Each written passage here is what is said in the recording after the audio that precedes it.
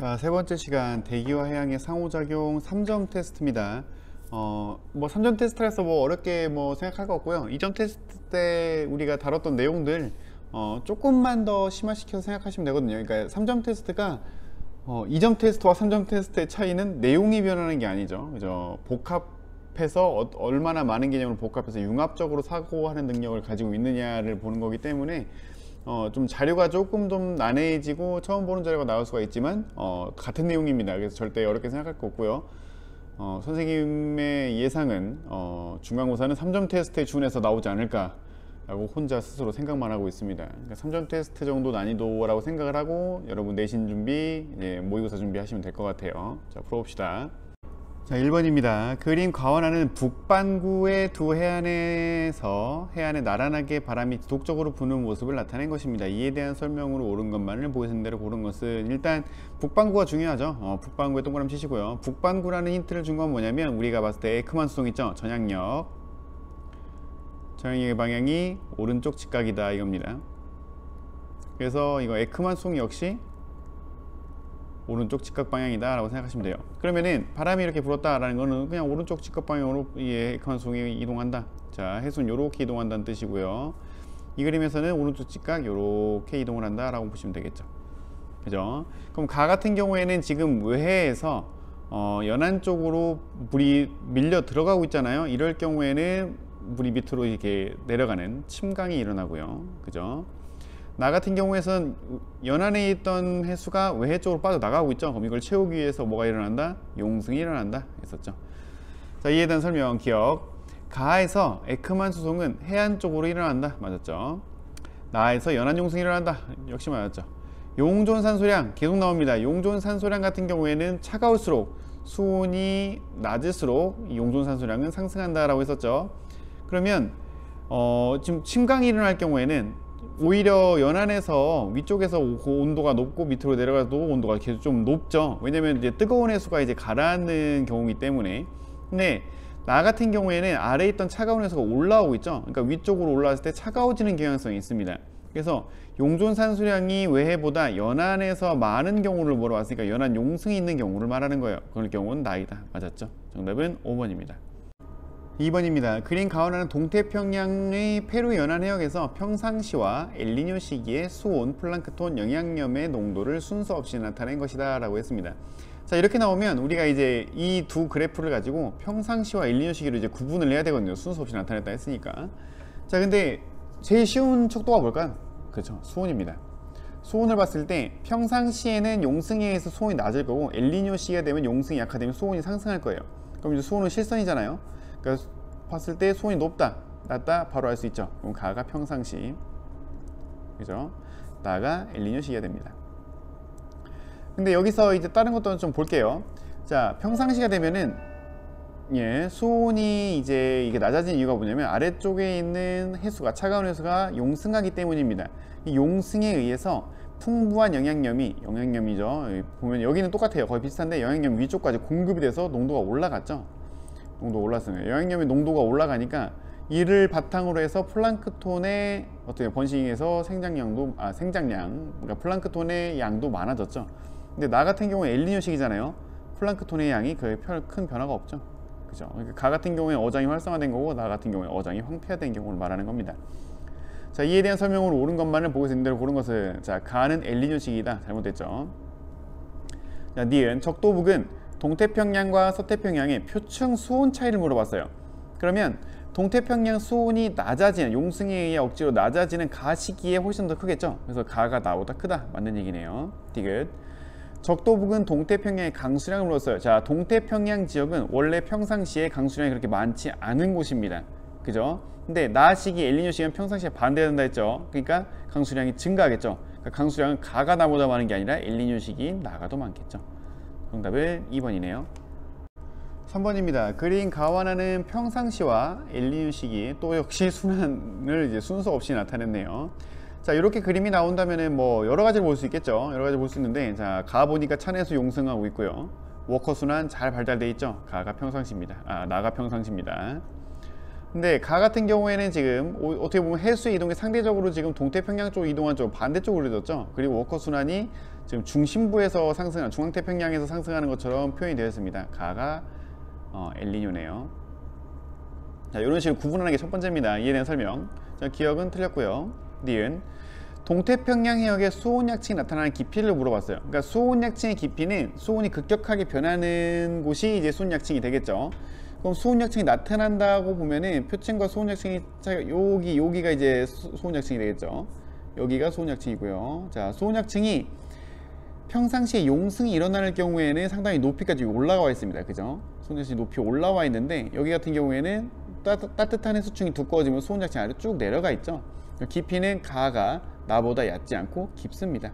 잘못했죠. 디귿 서태평양의 강수량, 이거는 뭐 구름만 봐서 알 수 있죠. 중앙태평양에서 상승해서 강수를 뿌리는 경우와 서태평양에 치우쳐서 강수를 뿌리는 경우 언제가 더 많겠습니까? 나에서 더 많겠죠. 나가 가보다 많다 맞는 얘기입니다. 정답은 2번이죠 4번입니다. 그림 가와 나는 북반구에서, 자, 북반구 별표 치고요, 해안을 따라 북풍과 남풍이 지속적으로 부는 모습을 다는 북아메리카니까 다 역시 북반구죠. 자, 서쪽 해안에 플랑크톤 분포 영상을 나타낸 것입니다. 자, 가볼게요. 자, 북반구라고 했으니까 똑같아요. 그러니까 바람이 진행하는 방향의 오른쪽 직각 방향으로 물이 이동을 할 겁니다. 자, 가 같은 경우 이런 식으로 이동을 하면 되겠죠. 나는 남풍이 부네요. 이렇게 보면 되겠죠. 그죠? 어쨌든 진행 방향이 오른쪽입니다. 오른쪽으로 이동을 한다는 거. 그럼 가 같은 경우에는 연안에서 외해로 바닷물이 이동하고 있으니까 연안의 해수를 채우기 위해서 뭐가 일어난다? 용승이 일어난다. 그죠? 나 같은 경우에는 외해에 있던 해수가 연안을 향해 밀려 들어와서 아래로 침강하는 현상이 일어나겠죠. 자, 이에 대한 설명으로 옳은 것만을 보고 있는 대로 고른 것은 기억. 가에선 해수 침강이 틀렸죠. 침강과 용승이 반대로 바뀌어야 됩니다. 그죠? 잘못됐고요. 니은 플랑크톤의 농도는 B 해역과 A 해역을 비교를 했어요. 제가 읽어볼게요. 자, 플랑크톤의 농도는 짙은 색일수록 지금 농도가 높은 거거든요. 그렇죠? 옅은 색일수록 이제 농도가 낮은 건데 A랑 B를 봤을 때 B가 더 농도가 높죠. A 해역이 B보다 낮다가 아니라 높다가 돼야겠죠. 신기한 쉬움이네요. 디귿 다의 플랑크톤 분포는, 다 같은 경우 이거 지금 보니까 북아메리카 연안인데 북아메리카 지금 봤을 때 여기 동해안이거든요. 여기 또 똑같이 다 동해안이 있네요. 그럼 이럴 때 용승이 일어나려면 어떤 바람이 불어야 됩니까? 그죠? 북풍이 불어야겠죠? 북풍이 부는 가시기에서 잘 발생할 것이다. 그래서 나보다 가시기. 이때가 용승이 일어나자. 그러니까 플랑크톤의 농도가 용승에 의해서 공급되는 영양염류 영향을 받는다라고 생각하시면 돼요. 아까 방금 풀었던 문제입니다. 그래서 나보다 가일 때 잘 발생한다. 맞았죠? 정답은 2번입니다. 5번입니다. 그림은 적도 부근에서 무역풍이 부는 모습을 나타낸 것입니다. 자, 적도를 향해서 이제 지금 북반구고요, 남반구인데, 자, 바람이 물려들고 있죠. 위쪽은 보니까 지금 북동쪽에서 바람이 불고 있네요. 북동무역풍이고요. 그 아래는 남동무역풍이죠. 남동쪽에서 불어오고 있잖아요. 자, 이에 대한 설명 옳은 것만을 보인 대로 고른 것은, 자, 적도에서 30도 사이에서 에크만 수송이, 그러니까 적도가 30도 N 여기입니다. 자, 에크만 수송을 물어봤는데, 자, 에크만 수송 똑같죠? 그러니까 이 북반구면은 오른쪽 직각 방향, 그죠? 이렇게 해수가 이동을 할 거고요. 에크만 수송이. 남반구일 경우에는요, 그죠? 왼쪽 직각 방향이죠. 이렇게 이동을 할 겁니다. 그죠? 어쨌든 그래서 적도 지방의 물이 외해 쪽으로, 다른 고위도 쪽으로 빠져나가면서 적도 지방에 물이 부족하게 되고, 이걸 채우기 위해서 용승이 일어난다라는 게 적도 용승이었죠.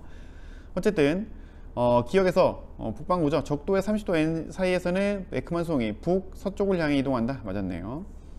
남동무역풍은 에크만 수송에 의해 해수를 남서쪽으로 이동시킨다. 역시 맞았습니다. 그죠?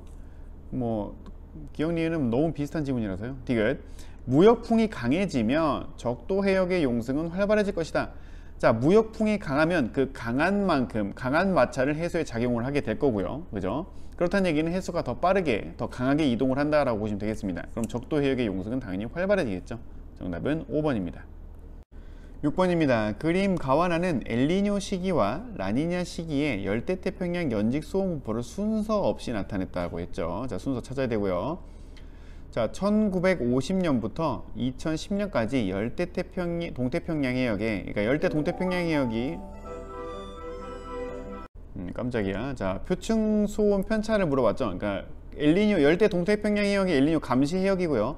엘니뇨 감시 해역의 수온 편차를 물어봤잖아요. 그럼 알고 있죠. 수온 편차가 플러스가 나오면 엘니뇨고, 그죠? 마이너스가 나오면 라니냐다 알고 있잖아요. 이 상태에서 문제를 풀면 됩니다. 일단 나 같은 그래프 보면 되게 어려워하는데, 이 보면 여기 요 시계 보면 이게 다 등수원선이거든요. 이 선이 다 실선들이 다 등수원선이에요. 등수원선인데, 그러니까 여기 보면 예를 들면 이런 겁니다. 요 선 있죠. 이 선은 10도씨 수온을 나타내는 온도를 보이는 그 선이에요. 그러니까 요게 요 정도 깊이에 이 정도 수심에 10도가 된다, 10도가 된다, 10도가 된다. 얘네들 다 모아놓은 거죠. 그리고 그 위쪽은 11도죠. 이 정도 깊이가 되면 11도고, 이 정도 깊이가 되면 12도고, 뭐 이렇게 이제 온도를 이제 표현하는 거예요. 그러니까 등고선이랑 거의 똑같은 거예요. 근데 이제 등수온선이 되는 겁니다. 수온이 같은 곳을 모아놓은 거예요. 근데 가그래프와 나그래프를 볼 건데, 가그래프는 지금 14도, 상당히 좀 낮은 수온이죠. 낮은 수온이 어떻게 되냐면 좀 위쪽으로 솟아올라서요. 어디? 동태평양에서요. 동태평양에서 표층까지 수심이 얕은 곳인데 차가운 해수가 위로 올라와 있다는 거고요. 나 같은 경우는 똑같이 동태평양에서 볼 때 14도 되는 곳이 보면은 밑으로 이제 가라앉아 있죠. 밑에 내려앉아 있잖아요. 그리고 위쪽 수온이 지금 막 28도 막 이렇죠. 그러니까 수온이 어떻게 됐어요? 상승한 경우고요. 위쪽은 수온이 낮죠. 그럼 동태평양의 표층 수온을 볼 때 수온이 낮은 상태, 그러니까 용승이 더 강화된 상태, 가가 언제가 되는 겁니까? 라니냐가 되는 거고요. 나 같은 경우에 수온이 올라가고 용승이 약화된 상태죠. 이거는 엘니뇨가 되는 겁니다. 그리고 우리는 뭐 편하게 쉽게 구할 수 있죠. 이제 수온 편차가 났을 때 플러스 나왔잖아요. 엘니뇨고요. 밑에는 라니냐입니다. 자, 가는 라니냐, 나는 엘니뇨식이다. 너무 맞았고요. 니은 A 시기의 수온 분포, 엘니뇨 시기의 수온 분포는 가보다 나와 비슷할 것이다. 맞았죠. 자, 니은 B 시기 라니냐 시기에 적도 부근 동태평양 해역에서 수온 약층이 나타나는 깊이는, 라니냐 시기의 깊이를 말하는 거예요. 평년보다 깊지 않죠. 용승이 더 강하게 위로 올라오기 때문에 평년보다 깊지 않고 얕아집니다. 정답은 3번이겠죠. 7번입니다. 그림은 최근 약 13만 년 동안 남극 대륙의 빙하를 구성하는 물 분자의 산소 동위 원소비 16,5분의 18호와 해수면 높이를 나타낸 것이라고 했습니다. 자, 산소 동위 원소비가 나와 있는데, 자, 우리 산소 동위 원소비 16,5분의 18호를 생각을 한다면 이 전체 값이 증가를 했다는 얘기는 뭐냐면 기온이 상승한 거고요. 감소했다는 얘기는 기온이 하강한 겁니다. 그죠? 이렇게 돼 있고요. 해수면 높이 나와 있는데, 해수면의 높이가 상승했다라는 건 뭐냐면 결국 이제 빙하가 녹은 거죠. 빙하 해빙이죠. 빙하가 해빙한 겁니다. 빙하가 많이 녹았다는 얘기는 기온이 높다는 얘기죠. 그죠? 그리고 해수면 높이가 낮았다는 얘기는 빙하에 결빙이 있었다는 얘기고요. 이거는 기온이 낮았다는 얘기죠. 그래서 지금 전체적으로 볼 때, 자, 이 위의 척도와 아래 척도가 거의 좀 비슷하게 맞아 떨어지는 경향이 있죠. 높아질 때 높아지고 낮아질 때 낮아질 때. 자, 이에 대한 설명을 옳은 것만을 보고서 있는 대로 고른 것은, 자, 빙하의 산소 동위 원소비는 한랭한 시기보다 온난한 시기에 높다. 맞았죠? 니은 지구 전체의 빙하량은 2만 년 전보다 12만 년 전에 많았다. 자, 2만 년 전, 4만 년 사이니까 여기가 되겠네요. 2만 년 전과 12만 년 전이니까 여기겠네요. 봤더니, 자, 동위 원소비가 2만 년 전에 낮고요. 12만 년 전에 높아요. 현재보다 높죠? 해수면 높이도 낮고 높아요. 그러면 전체 빙하량은 언제가 높았겠어요? 2만 년 전이 훨씬 더 높겠죠. 그죠? 결빙량이 더 많으니까요. 근데 12만 년이 많았다고 하네요. 잘못됐죠. 디귿. 현재 극지방의 반사율이 올라간다는 건 빙하량이 많은 거예요. 최근 13만 년 동안에 평균 반사율이 높다라고 했는데, 최근 봤을 때 평균적으로 최근 현재 값을 봤을 때 현재 값이 어떻게 보면 주변 다 높죠. 이게 뭐냐면 현재가 과거에 비해서 13만 년 동안에 따뜻한 편에 속하는 시기란 얘기예요. 그럼 따뜻한 편에 속하는 시기니까 빙하에 해빙이 많았을 거고요. 그러면 평균적인 반사율보다는 낮겠죠. 그죠? 빙하가 많이 녹았을 테니까요. 정답은 1번입니다. 8번입니다. 그림 가와나는 미래의 어느 시점에 지구 자전축 경사각이 24.5와 21.5도일 때 근일점에 있는 지구와 태양의 모습을 나타낸 것이라고 했습니다. 자, 이 그림은 일단 그 문제만 읽어보면은 경사각의 변화만 나와 있죠. 밑에 볼 때도 단 지구 경사각의 요인은 고려하지 않는다라고 했는데, 이 문제 이제 새로운 낚시 방법입니다. 자, 미래의 어느 시점이다 라는 얘기를 주고, 지금 가에서 그 가 나오면서 근일점인데, 근일점에서 북반구 자전축이 태양을 향하고 있죠. 북반구 여름이에요. 자, 북반구 여름이고 여기 나에서도 북반구가 여름이죠. 그죠? 근일점일 때 여름이 됐어요. 그러니까 이거는 이미 세차 운동을 통해서 자연축 경사 방향이 반대로 바뀐 상황입니다. 요거를 고려하고 문제를 풀어야 돼요. 그냥 아는 범위 내에서 자연축 경사만 변했네 라고 생각하시면 안 됩니다. 자, 기억. 원일점일 때는 이제 북반구 여름인 거죠. 우리나라 겨울인 거죠. 원일점이 바뀐 거예요 지금. 우리 원래대로 따지면 우리는 근일점일 때 여름, 원일점일 때 근일점일 때 겨울, 원일점일 때 여름입니다. 근데 지금 원일점이라 했으니까 지금 이 상태에서는 근일점 여름, 원일점 겨울이죠. 그럼 겨울일 때 태양의 남중고도를 물어봤죠. 그러면 선생님이 남중고도에 대해서 뭐라 설명을 했냐면 그 경사각이 기울기가 커진다. 자연축 경사각이 커진다는 건 뭐냐면 하지와 동지의 각도 차이가 커진다 했었죠. 그래서 하지는 더 높아지고, 그죠? 하지는 여름을 말하는 거예요. 겨울 되면은 더 남중보다 낮아진다. 근데 경사각이 작아지면 하지에는 낮아지고 동지에는 어떻게 된다? 겨울에는 올라간다. 이렇게 했었죠. 기억나죠? 그러면 지금 이제 겨울을 물어봤잖아요. 원일점일 때, 그러니까 겨울입니다. 겨울에 태양의 남중고도를 물어봤는데 가는 경사각이 커진 거고 나는 경사각이 작아진 거예요. 언제가 더 높겠습니까? 경사각이 작아졌을 때 높아지겠죠? 그죠? 그러면 나에서 높아야 되는데 가보다 나일 때 높다. 맞았네요. 그죠? 니은 원일점일 때 남반구에 입사하는 태양 복사 에너지 양을 물어봤습니다. 자, 원일점인 남반구, 자 보면은 경사각이 더 많이 기울어졌어요. 많이 기울어지면 기울일수록 지금 북반구 쪽 자연축 기울기가 태양을 향하고 있기 때문에 자, 이건 근일점이에요. 근데 원일점이 되면 어떻게 될까요? 이렇게 되겠죠. 반대로 뒤집어집니다. 그럼 남반구 쪽에 빛이 많이 들어오게 될 텐데 기울기가 크면 커질수록 원일점에서 남반구에 들어오는 양이 더 많아질 거예요. 그죠? 근데 지금 기울기가 작아진 나일 때 더 많다고 했죠? 잘못됐습니다. 디귿 연간 지구에 입사한 태양 복사 에너지 양은 가와 나에서 같다. 그죠? 같죠? 지금 이심률이 변하지도 않았고요. 그죠? 지금 지구에 입사한다고 했기 때문에 남반구 북반구 통틀어서 이 면적에 도달하는 태양 복사 에너지라고 보시면 돼요. 이 양은 변화가 없습니다. 그러니까 가나에서 같겠죠. 정답은 4번입니다.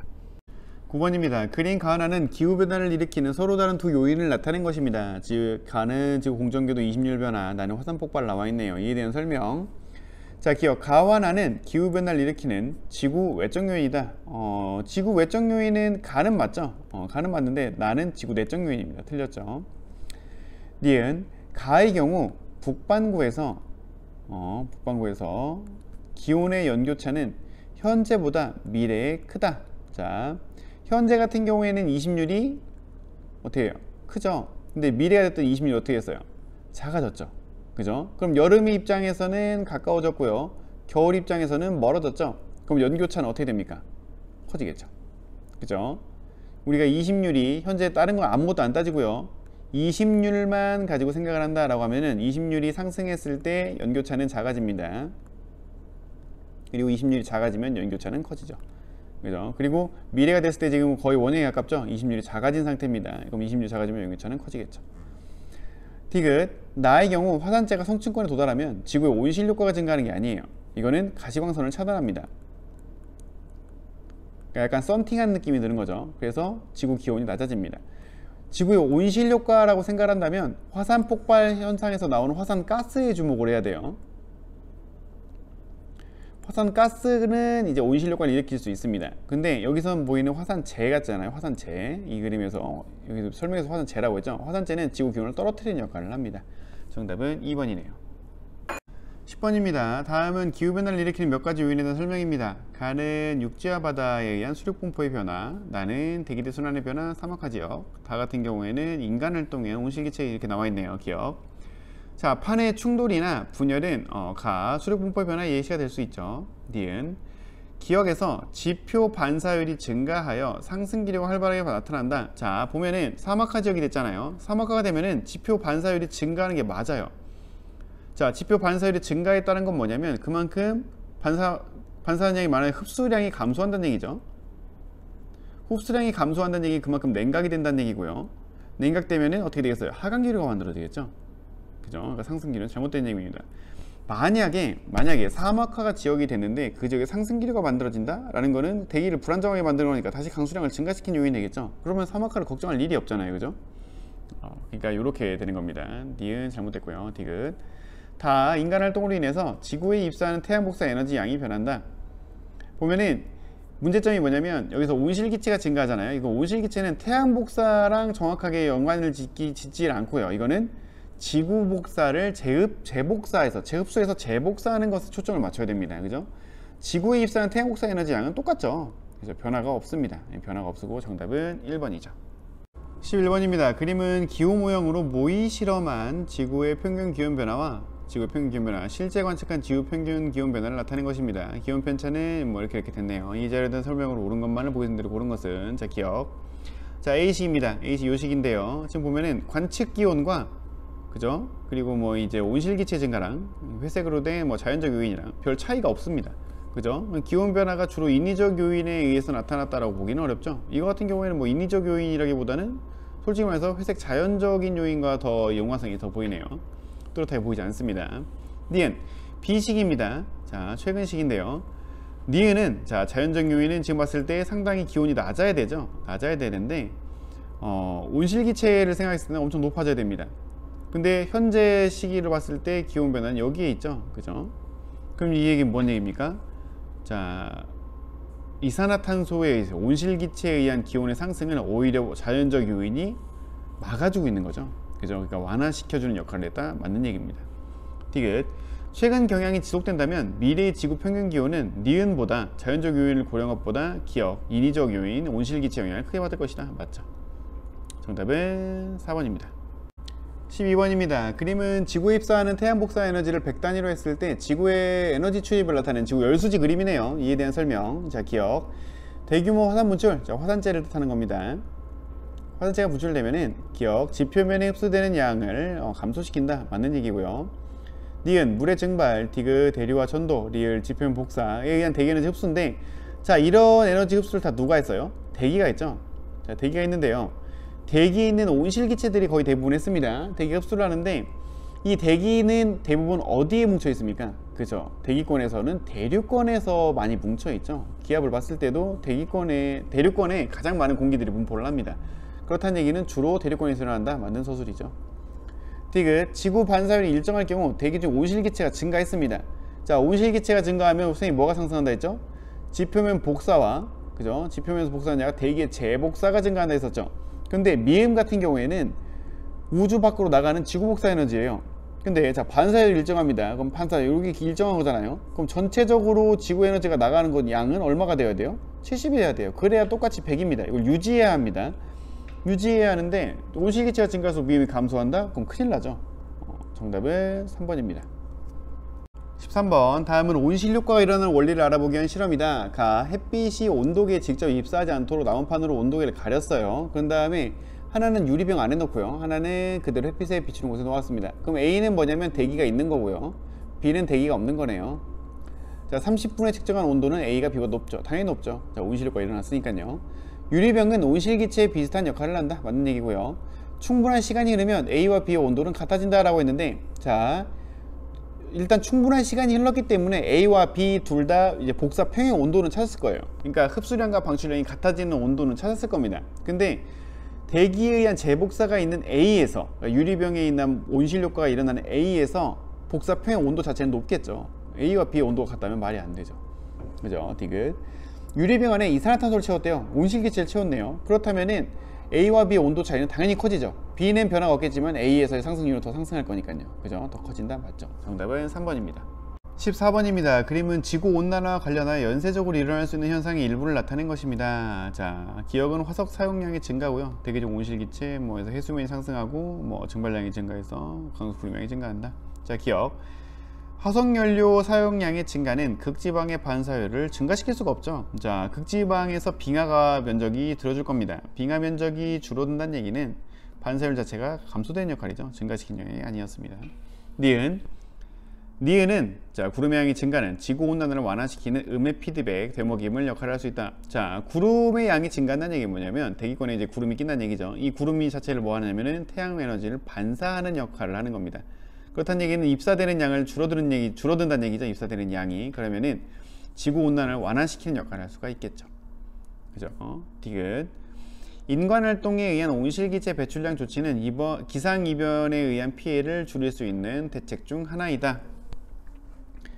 당연히 맞겠죠. 그러니까 온실기체를 줄이면 줄일수록 이상화를 막을 수 있겠죠. 기상이변 자체를 막을 수가 있는 거겠죠. 정답은 이제 4번으로 되어 있는데, 솔직히 말하면 이제 구름의 양이 증가를 하잖아요. 구름의 양이 증가를 하면은 물론 해가 떴을 때는 햇빛을 반사시키는 역할을 하지만, 그냥 여담입니다. 이건 EBS 해설과는 상관없는데, 지구에서 방출되는 지구 복사 에너지를 흡수하는 역할을 하거든요. 구름이 분명히.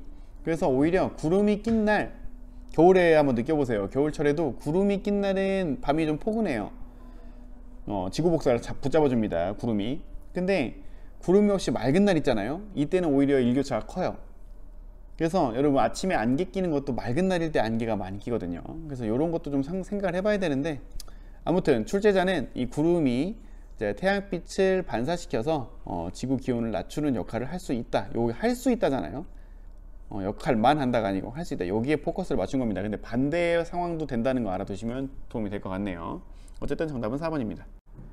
15번입니다. 그림은 이산화탄소 포집, 이산화탄소를 붙잡아서 저장하는 기술을 나타낸 모시도입니다. 그래서 공장 단지에서 포집을 해서요, 수송을 하네요. 그래서 뭐 땅을 파서 저장을 하기도 하고요, 뭐 바다로 와서 파이프라인으로 수송을 해서 여기서도 주입을 하네요. 이에 대한 설명을 옳은 것만을 본인들이 고른 것을, 자, 기억.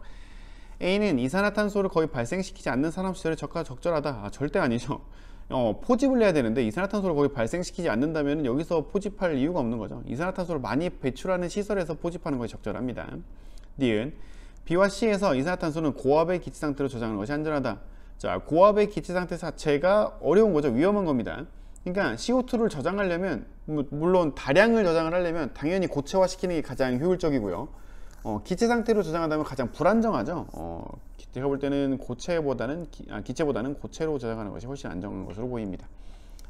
자, 이 방법은 그러니까 CO2를 대기 있는 걸 대기로 배출될 것을 제거를 해서 딴 곳에다 저장을 시키는 방식이잖아요. 그러니까 지구 온난화랑 해양 산성화를 완화시키는 역할을 할 수가 있겠죠. 정답은 2번입니다. 마지막 16번입니다. 그림은 기상청에서 발표한 한반도 기후변화 전망 보고서 내용입니다. 지난 100년 동안 기온이 1.7도 상승했다네요. 그리고 전 지구 기온 평균 상승에 비해서 우리나라가 상당히 높이 상승하는 거죠. 거의 2배 가깝죠. 2배네요. 자, 우리나라에서 강수량은 지난 30년 동안 약 78mm 증가했고요. 강수량 증가했고요. 강수 일소는 감소했습니다. 그러니까 비가 오는 날은 많지 않은데 비가 올 때 한 방에 많이 온다는 얘기죠. 자, 봄꽃 개화 시기가 빨라지고 있고요. 따뜻해지고 있습니다. 여름철 주로 발생하는 전염병도 봄철에 자주 발생한다. 그러니까 지구가 점점 뜨거워지고 있다. 한반도가 뜨거워지고 있다라는 얘기입니다. 그러면 아열대 기후대가 확산되는 추세이다. 맞죠?